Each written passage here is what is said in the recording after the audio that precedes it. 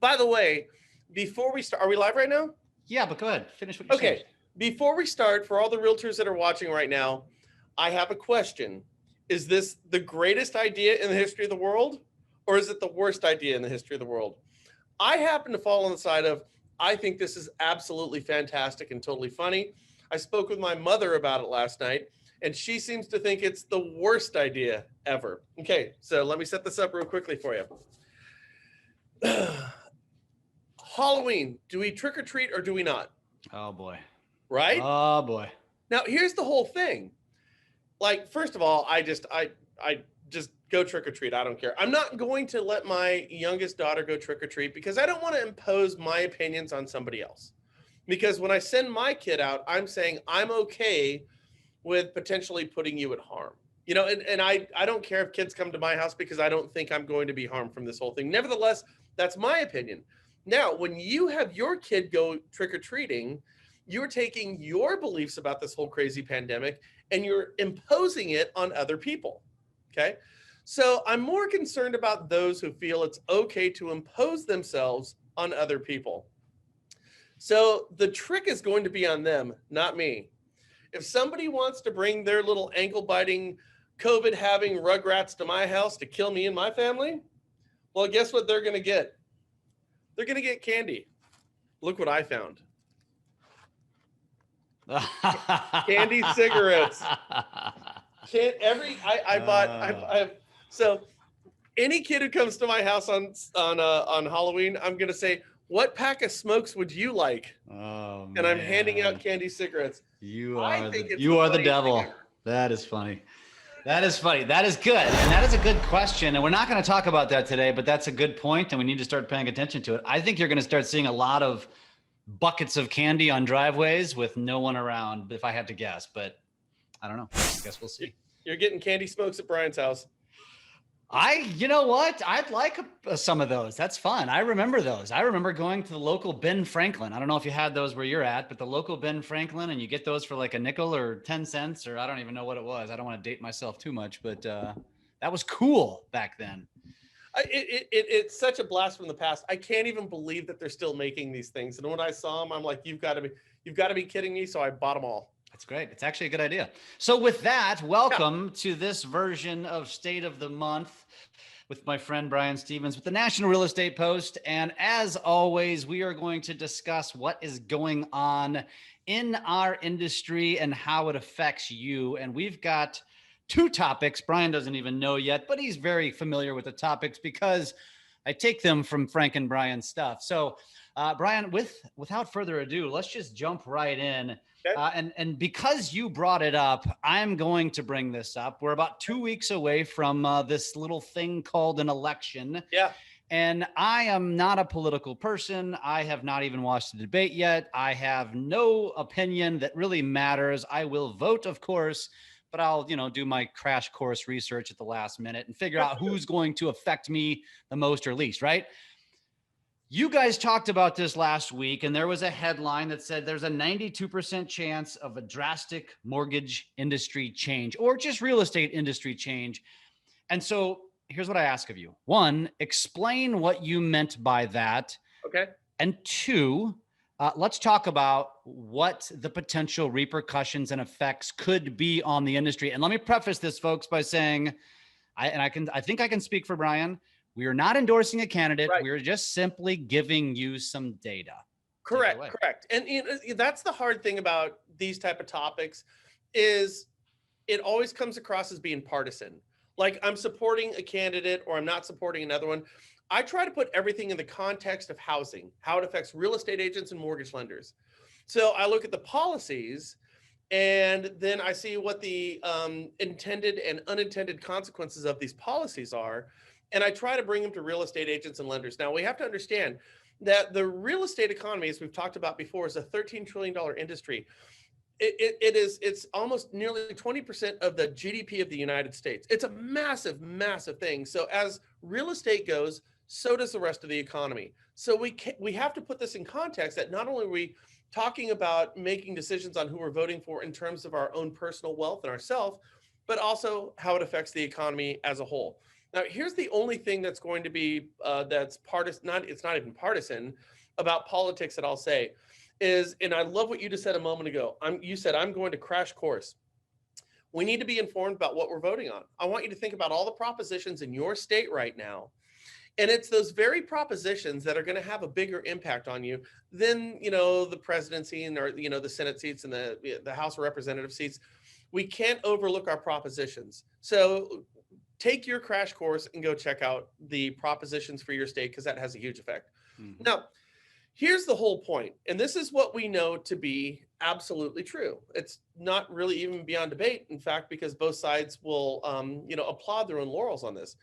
But when we had under President Obama and the CFPB, the Consumer Financial Protection Bureau, was formed, it was actually formed as their first director. Her name was Elizabeth Warren. You probably heard of her. She's a senator out of Massachusetts. And she's a strong-handed politician who wants to have who does have a punitive approach towards the banking industry. Now, the banking industry happens to be the mortgage industry. And when you're a real estate agent and you're selling a house, there's a good chance that that person needs to borrow somebody else's money, and that's where the banks come in. Now, we can say, do the banks deserve it or don't they? And that's a very reasonable question, right? I mean, have they done some shady stuff? You won't even believe some of the shady stuff that they've done as of recently, and they should be punished for it. But here's the problem with any punitive action towards our banks. Because they're not going anywhere, when you find them and when the state, or in our case, the federal government through the United States Treasury, collects billions of dollars from these banks, they just keep the money. By and large, they just keep it. Now, when a bank loses billions of dollars, the only thing that they're thinking of is, how do I recoup my losses from this punitive action by the state where they're just going to keep the money and it's going to drop off into a black hole? Well, there's a very simple way that they find it. If you're going to go after the mortgage branch of a bank and have a $5 billion punitive action against them, they are simply going to raise the cost of money to everybody who's borrowing it subsequent from that point. Okay? So in other words, if you really want to distill this down to its simplest factor, it's that a punitive action against one of the larger banks who is going nowhere right now, your clients are simply going to get to finance that over the next 30 years of their mortgage. That seems entirely unfair to me. Like that, if you have a client who's going to buy a house next month and they're going to pay, an 8 to 1/4% higher in interest rate because Bank of America was sued to oblivion from the federal government, and then we're going to have a group saying, look how great we are, look how much money we're getting back for people. Well, no, you're not getting it back from people. You're simply charging it to a different person. So that's the big concern for me. So under Barack Obama, President Obama, who did a great job, and the CFPB, it serves a purpose, but under Elizabeth Warren and Richard Cordray, they had a very punitive approach to things. And so what they did was they actually recovered $14 billion on behalf of consumers. How much money did the consumers see of that money? Well, it turns out very little, if any. But the bigger issue is how are the banks going to recoup that money? And it's coming off the shoulders of your clients. It's a really kind of strange, dichotomy if you think about it. Now, I want to talk about some of the punitive actions that they took in the past. Well, let me interrupt real quick, and just in layman's terms, what he just basically said was that what the CFPB did to fine mortgage companies, which in theory was to say, shame on you for doing what you did, on behalf of the consumer, actually had a detrimental effect on the consumer, because what ended up happening is these mortgage companies have to make up for the losses by charging it to your consumer, and then everybody just follows suit. That's essentially what you just said, correct? Yeah, I mean, they're going to find a way to increase their balance sheet. And how does a mortgage company make money? Well, they make it through the premiums on their rates. And so when they hire their interest rates, they make more money on these mortgages when they securitize them, bundle them, and sell them off. Right. So yeah, all they're going to do is raise the interest rate. So effectively, your clients are going to get to finance the punitive actions from these government and regulatory oversight agencies like the CFPB. That, again, I'm not offering a solution here. I'm just telling you this is what in fact is happening. Right. Now, let me tell you about a couple of the punitive actions that they're taking. Are they fair or are they unfair? Let me ask you this. Okay, so they went after Honda. Essentially, the CFPB, the Consumer Financial Protection Bureau, went after Honda's finance company on their auto loans. Okay, all right. And what they accused them of was discriminatory actions by giving Hispanics and African American higher interest rates on their auto loans because they were Hispanic or African American. Now, we could all agree if they did that, shame on you, and just chop them at the neck. Chop them at the neck. But there's one problem. The problem is nowhere on any of these mortgage forms, or excuse me, these loan forms, does it ask somebody what their race or national origin is. So the CFPB had a whole bunch of data that couldn't tell you if somebody was white, black, Hispanic, or Asian. Yet they were going after them and suing them to the tune of $80 million. Well, how can you do that if you don't have actual data that could support whatever your accusation is? So here's what they did. True story here. You can look it up. Wall Street Journal, CFPB, ethnicity identifier. Go ahead and Google it right now. What they did is they took somebody's last name and their zip code to determine what the probability of their ethnicity was going to be. And they used this algorithm to run everybody who went through Honda financing to determine what their race was, to see if they could identify somebody as being discriminated against because they got a higher interest rate based on who they were. Now, you can imagine how much fun we had with this thing. So it turns out my partner, Frank Garay, is Hispanic. Based on his last name and our zip code, he is Hispanic. I can promise you that Frank Garay doesn't have 1 ounce of Hispanic blood in his body. Now, in this case, he would actually receive a settlement from the CFPB for being white and getting a great rate on his auto loan. Now, we had another person whose name was Johnson. What is Johnson? Is it a white name or a black name? Is it a Hispanic name? Like, we don't know. It turns out that their data was about 50% accurate, a coin flip, a simple coin flip. Yet, Ally Financial, the auto financing wing of Honda, paid $80 million out to the Consumer Financial Protection Bureau so they could go give money for Frank, being white, getting a great rate on his auto loan. And Johnson, who happened to be black, but it said he was white, got screwed out of everything.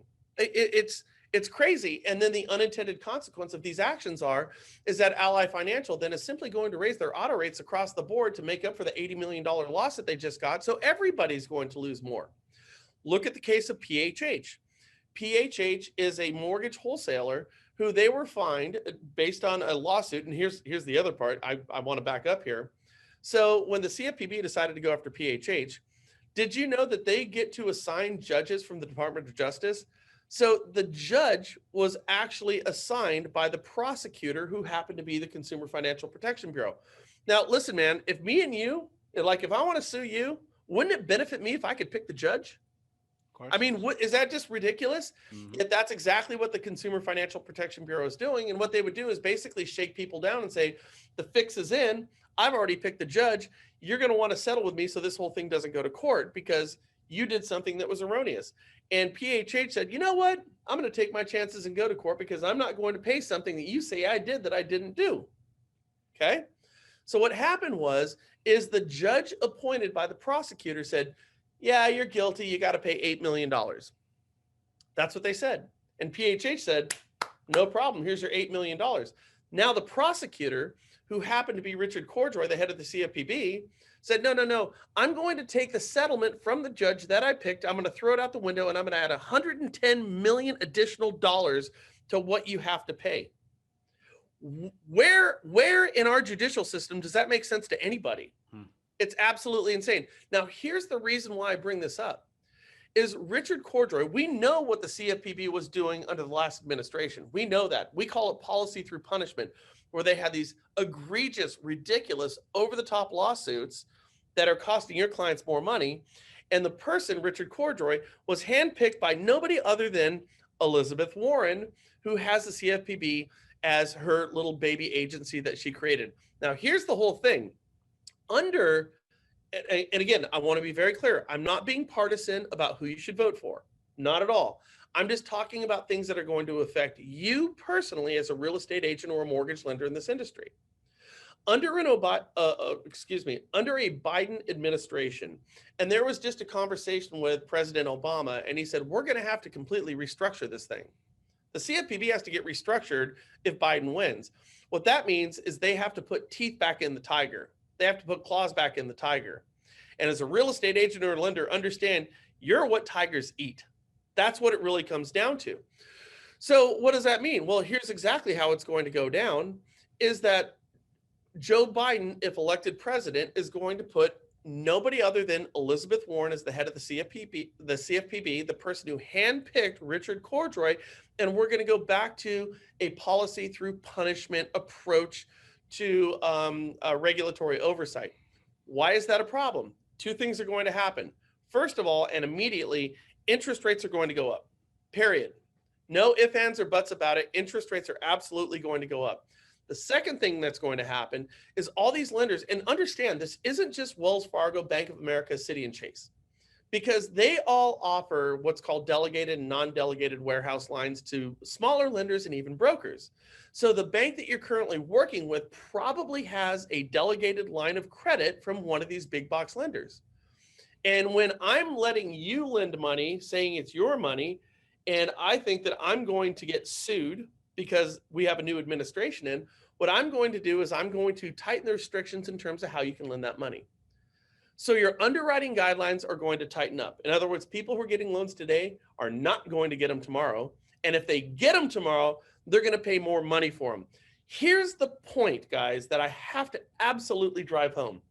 This is not something that's 6 months away. In fact, I was watching the Today Show, which I don't even know why I do it. And I'm watching voting lines going around the corners right now. And I heard from the latest Rasmussen poll that Joe Biden has a 92% chance of winning. Again, if you like Joe Biden, cool for you. I'm not cool for Trump, cool for Biden. I don't care. I'm just saying right now what I'm hearing is statistically Joe Biden has a 92% chance of winning. Those are odds that, like, there's not a casino in Vegas would charge. It's the fix is in, right?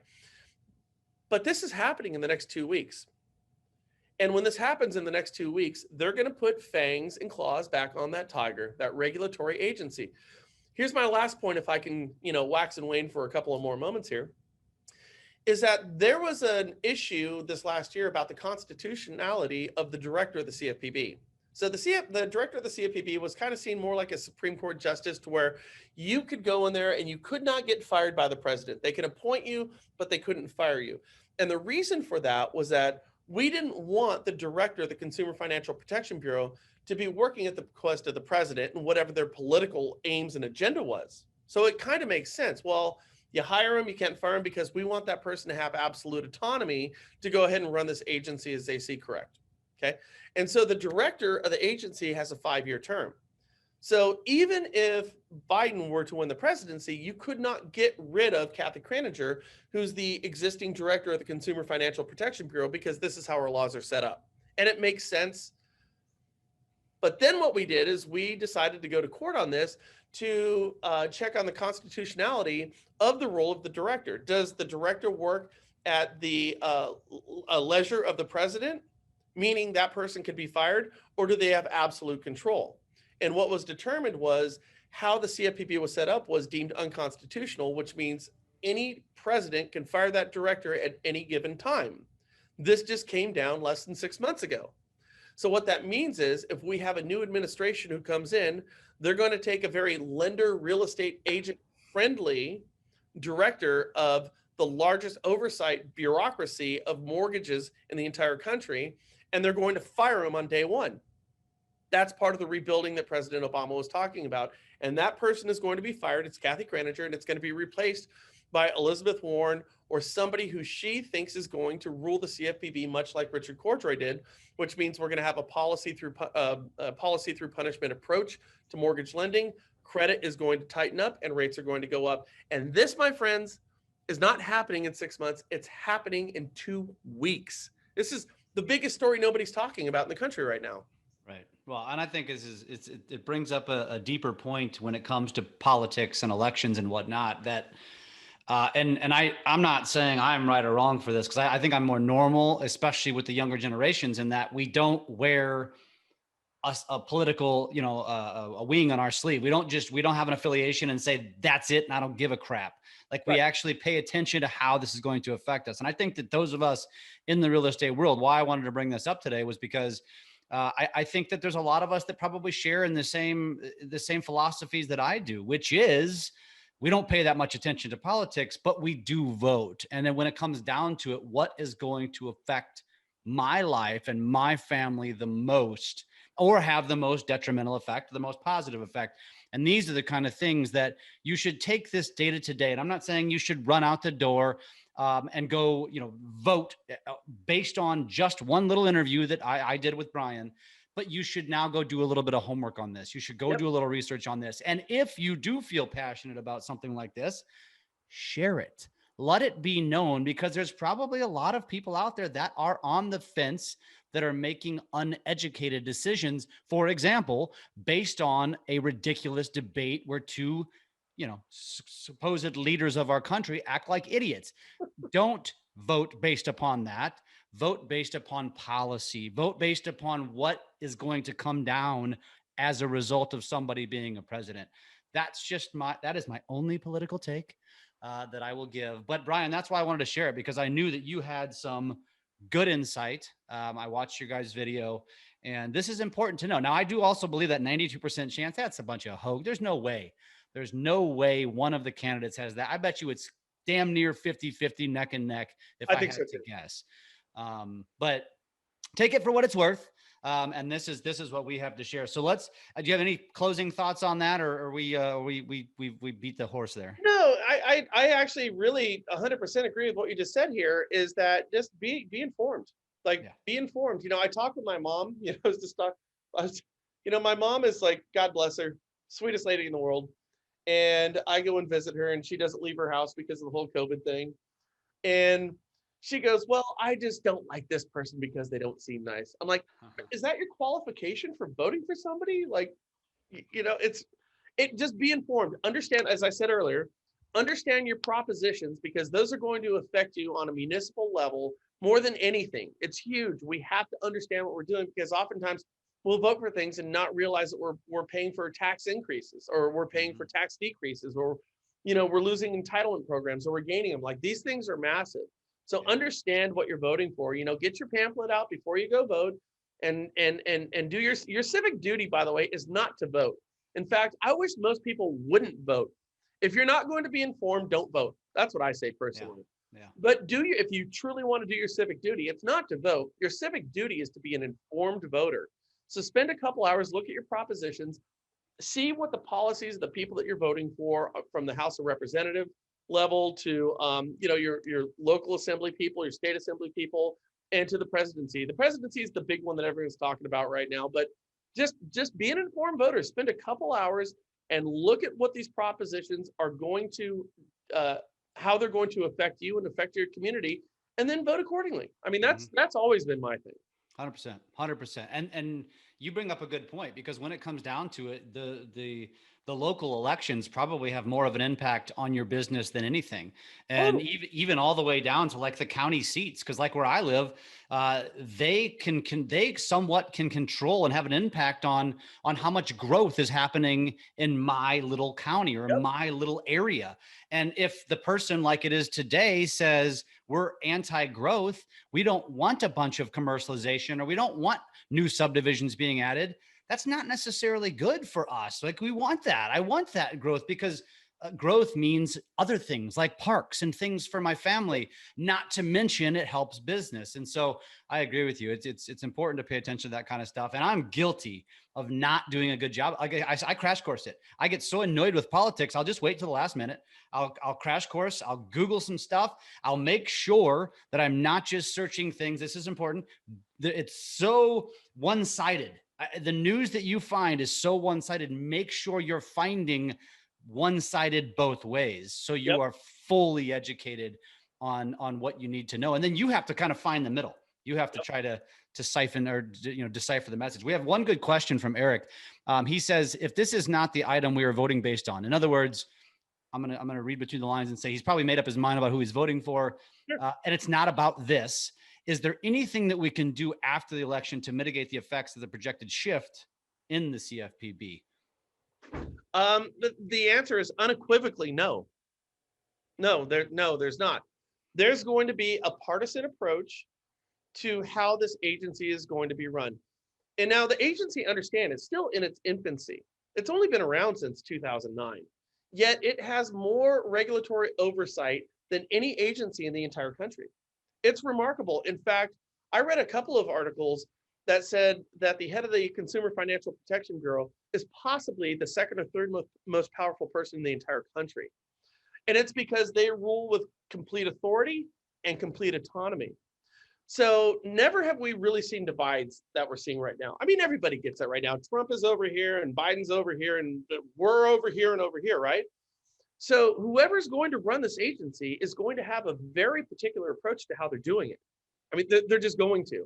It's going to be either very punitive in nature, that banks are bad and they're horrible and they need to be punished, policy through punishment, or frankly, on the other end, under Mulvaney and Kathy Kraninger, it's almost like banks could do nothing wrong. Now, I'm not saying I even agree with Kraninger and Mulvaney's approach. I would like to see more punitive actions being to take place. But right now, it's very clearly, do we want the strong hand over here, or do we want the substitute teacher in an 8th grade classroom over here? There doesn't seem to be any reasonable middle ground, and it is going to be one or the other. And just like you said a moment ago, I'm not asking you to base your opinion on who you're voting for based on what I'm telling you right now. This is one segment of a multitude of issues that are taking place that are going to affect how you vote. But when it comes down to a very distilled vacuum approach to how it's going to affect the real estate industry, it's hands off or rule with an iron fist. It's going to be one of the two. Ruling with the iron fist means higher interest rates, less credit liquidity, and a tightening of the housing market. And perhaps that's not a bad thing. But if housing represents nearly 20% of the United States gross domestic product, it becomes a massive, massive issue. And we as real estate agents and lenders happen to be toiling in this on a daily basis. So again, it's I always try to write our show by offering conflict and then a resolution to it. I don't want to offer a resolution to this because I don't want to be partisan. It's exactly what you said. I think people need to be looking at this. But to answer your question in a very long-winded way, no, there's really nothing that we can do. It's going to be one or the other, very binary.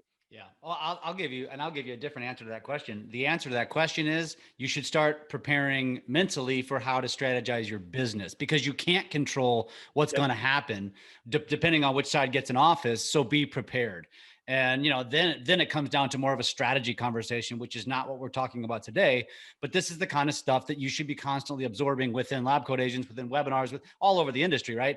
Learning about what's the best strategy for your business. But it is important to point out that, if one side gets in the office, let's just say it stays the way it is now, it might stay easy-ish for a little bit longer. In other words, you know how the business has been over the last 6 months. It's been relatively easy. It's been wonderful. Well, that could take a 180-degree shift if the other side gets in office. So then you need to start thinking about, all right, well, if things dry up, A, have I saved enough money? Can I get through a dry period? And B, how can I overcome? How can I overcome what that effect is going to have on a lack of maybe buyers and sellers and that sort of thing?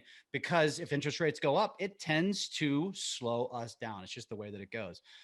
So it's good conversation today, man. I think this is an interesting one, and we tend to stay away from it, generally speaking, when it comes to business, just because it's very controversial. But I think this is informative. And I think we covered it. Like, hey, if you're going to vote one side, just know what's coming. If you're going to vote this side, just know what's coming. And you know what? I will bring out one last thing. You did mention, you talk about how one side kind of rules with an iron fist and will just, bring the hammer, and the other side just kind of laissez-faire. Maybe they're smoking pot over here, just chilling. But not altogether true. I mean, they are doing something, like you said, they're coming down on some VA lenders right now, right? Right. And that is the type of thing that is necessary in this business. Because if you have any understanding of the mortgage industry, for example, there's a lot of lenders that focus on VA. Well, I shouldn't say most, but a lot of those VA lenders are a little bit questionable in their strategies on what they're doing and how they're positioning themselves. And those are the type of lenders that do deserve to be, to have the hammer brought on them, because they're advertising and marketing in ways that might deceive a veteran. And that's not okay. And those are the lenders that do need to have the hammer brought. Any thoughts on that? And that's why we have to have The CFPB. some type of moderation in the middle, because there's no lender that I know in this country, not a single one, who thinks that misleading with unfair and deceptive practices towards veterans, or frankly any other group, is acceptable. It is 100% categorically offensive and unacceptable. We could all agree on that. So we do have to have some type of punitive actions to keep people in place. I get that all day. I completely agree with that. But what we're seeing is we're seeing like an all or nothing approach. Let me put this in perspective real quickly. This is the difference between the two sides. So under the last year of Richard Cordray, he took $2.5 billion from the Federal Reserve. So the Federal Reserve, they have a blank check account with the Federal Reserve. $2.5 billion. Why in the hell do you need $2.5 billion? All the money that you're taking in, all those billions, that 14 that I told you about earlier, that's supposed to be paying the salaries, paying for the electricity and the bills. Why do you need $2.5 billion? Well, they bought a building right next to the White House on Pennsylvania Avenue, and they did like an $800 million refurbished job on this. Yeah. Are you out of your, like, what is this opulence, or like, what is going on here? Yeah.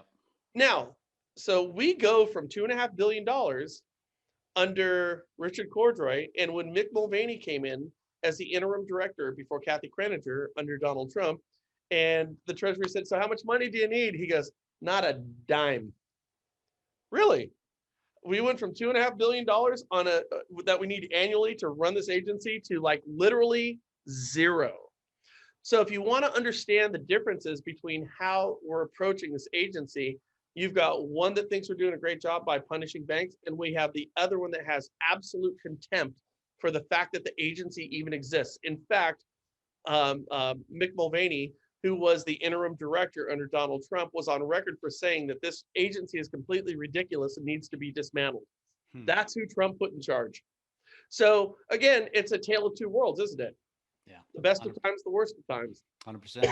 100%. Well, hopefully this has been helpful for you today. And if nothing else, it's giving you just a little bit of added fodder to go dig up some more research. And remember, if you haven't already voted, which I know a lot of people already have, it's a unique election year, right?